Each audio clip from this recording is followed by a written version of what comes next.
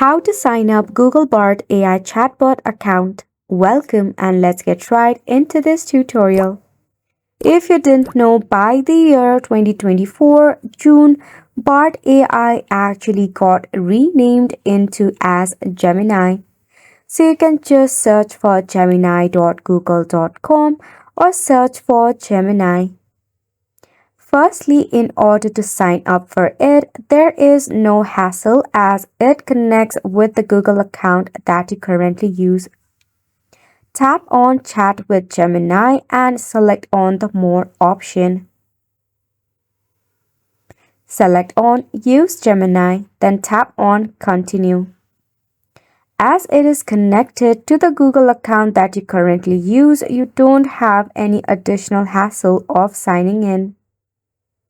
So Gemini is a chat bot where you can type in a prompt and it will suggest you the paragraph or any answer to the query.